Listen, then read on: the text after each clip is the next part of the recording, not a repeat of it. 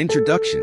In 1848, a young boy named Andrew Carnegie stepped off a crowded immigrant ship at the bustling port of New York. His family had only a few worn clothes, a small piece of bread, and a faint but unyielding hope for a better life in a strange new land. Andrew was only 13 years old, but his story would soon become one of the most inspiring tales of determination, vision, and success in American history. A hard start. The Carnegies settled in Allegheny, Pennsylvania, a working-class neighborhood filled with immigrants trying to make ends meet. There was no time for school or play. Survival was the only priority. Andrew worked long, exhausting hours in a cotton mill, earning just $1.20 a week. The mill was loud, dangerous, and unforgiving. His hands were often raw, his body tired beyond measure. Yet, even amidst these hardships, Andrew's mind remained sharp and hungry for more.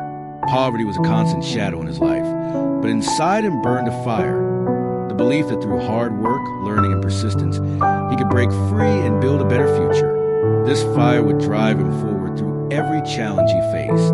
Learning from the telegraph. One day, Andrew landed a job as a telegraph messenger boy. It wasn't glamorous, but it was a doorway to opportunity. The telegraph was a cutting-edge technology of the time, allowing messages to travel quickly across great distances. As a messenger, Andrew delivered important communications to businessmen and railroad officials. More importantly, he listened. He memorized names, eavesdropped on conversations, and gradually learned to decipher complex signals of the telegraph by ear. This self-taught knowledge became his secret weapon. He realized that in the fast-paced world of business and industry, information was power. Seizing the railroad, in his early 20s, Andrew joined the Pennsylvania Railroad. Railroads were the lifelines of the growing nation, transporting goods, people, and ideas from coast to coast. Andrew quickly rose to the ranks thanks to his keen observation and ability to spot patterns others missed. He wasn't just working, he was learning how an empire was built, but he didn't spend his wages on luxuries. Instead, he saved every extra dollar, not for comfort, but for investment. His frugality and foresight were part of his long-term vision. Early investments. Carnegie's first investments were small but strategic. Stakes in bridges, railroads, and ironworks. Through these ventures, he learned two essential lessons. First, no industry exists in isolation. They grow in chains, connected and dependent on each other. Second, timing is everything. Knowing when to invest, expand, or withdraw can make the difference between fortune and failure. These lessons became the foundation of Carnegie's business philosophy, the Steel Revolution. By the 1870s, Carnegie saw steel as the future. Steel was stronger than iron, cheaper to produce, and crucial for the infrastructure of a rapidly industrializing nation, railroads, bridges, ships, and skyscrapers. While many hesitated, fearing the risks, Carnegie boldly invested in steel. He embraced new technologies to produce steel more efficiently and at lower cost. His vision and determination helped him build the world's largest steel company, revolutionizing the industry and shaping modern America. 5 rules for wealth. Invest in yourself. Carnegie believed your mind is your greatest asset.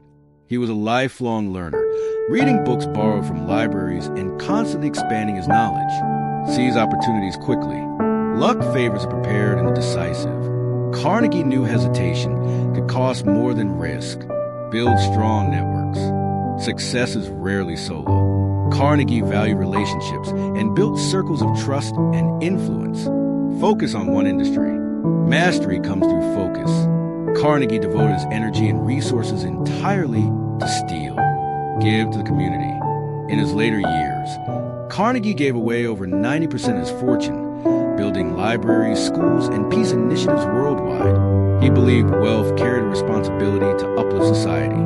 Legacy. Andrew Carnegie died in 1919, but his legacy lives on. Beyond his fortune, he left behind thousands of libraries, educational institutions, and philanthropic causes that continue to impact millions. His motto, "He who dies rich, dies ignoble," challenges us to think about how we use wealth not just for ourselves, but for the greater good. Final challenge.